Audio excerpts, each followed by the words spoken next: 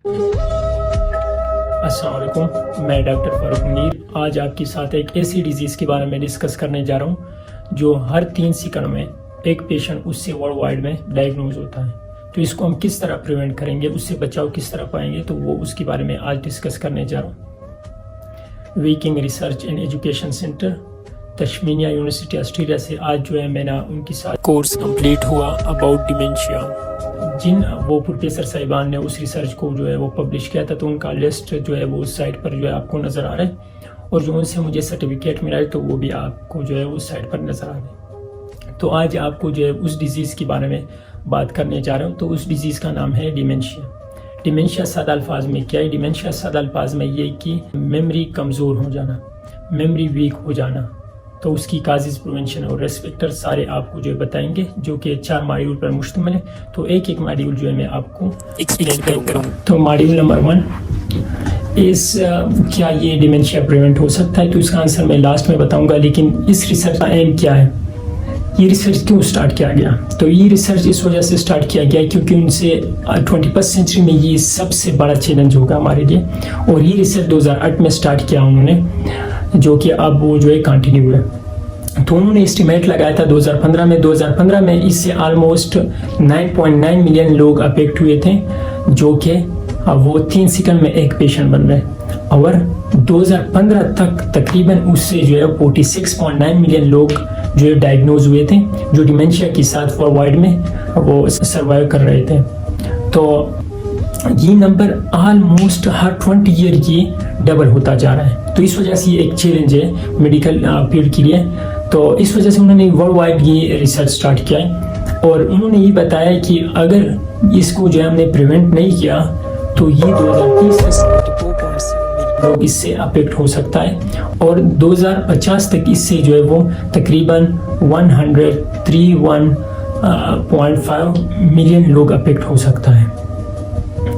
और इसके अलावा जो है वो मिडल और लोअर मिडल इकोनॉमिक कंट्री जो है से तकरीबन अभी तक जो है वो 2015 की डेटा के मुताबिक 58% लोग इससे अफेक्टेड हुए हैं, और आने वाले टाइम में जो है 2030 तक ये 62% तक बन जाएगा, और 2050 तक इससे 68% लोग अफेक्ट हो सकता है।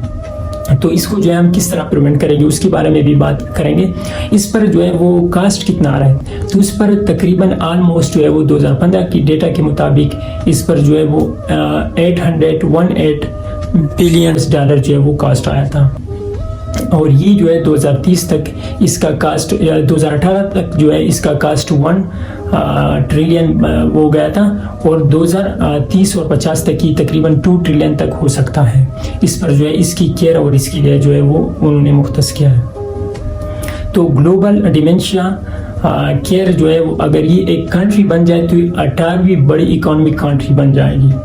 क्वेश्चन वो इराज होता है कि क्या इसका प्रिवेंशन मुमकिन है? तो इसका आंसर है हाँ, इसका प्रिवेंशन मुमकिन है, लेकिन इसका काजेज वो हम पहले समझेंगे, तो इसके बाद इसका प्रिवेंशन जो है मुमकिन है। तो इसका काजेज जो है हमने वो 2 कैटेगरी में डिवाइड किया है। एक है मॉडिफाइबल, दूसरा है नॉन मॉडिफाइबल। नॉन मॉडिफाइबल का मतलब ये कि ये उसमें हम चेंज नहीं लेके आ सकता है। तो वो है ageing most important cause of dementia. तो आपको जो लिस्ट नज़र आ रहा है ये MRC UK का वो उन्होंने वो लिया है उससे।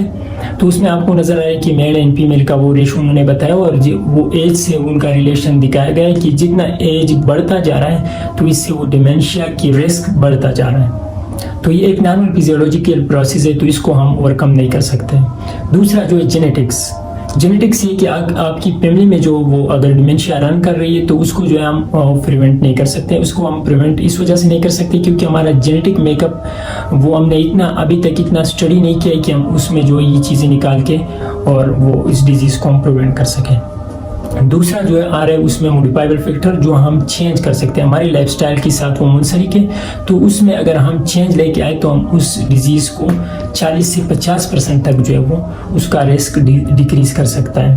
तो उसमें सबसे पहले जो है वो आ रहा है डायबिटीज मेलिटस, हाइपरटेंशन, ओबेसिटी, ये डिजीज़ जो मोस्ट कॉमन है आजकल, तो इसकी वजह से ये हो सकता है। दूसरा जो है उसमें जो है वो अगर फिजिकल आप इनएक्टिव हो, स्मोकिंग कर रहे हैं जो बंदा, और कोई बंदा जो है एक्सेसिव अल्कोहल कंजम्पशन कर रहा है, और दूसरा ये कि कोई एजुकेशन वगैरह नहीं ले रहे, मतलब वो पढ़ाई वगैरह, वो चाहे कुरान मजीद की हो, चाहे वो स्कूलिंग वगैरह हो, तो अगर वो नहीं कर रहे हैं तो ये भी एक रिस्क है कि लोअर एज में ये होना चाहिए बच्चों को, ताकि उसकी मेमोरी स्ट्रांग हो जाए।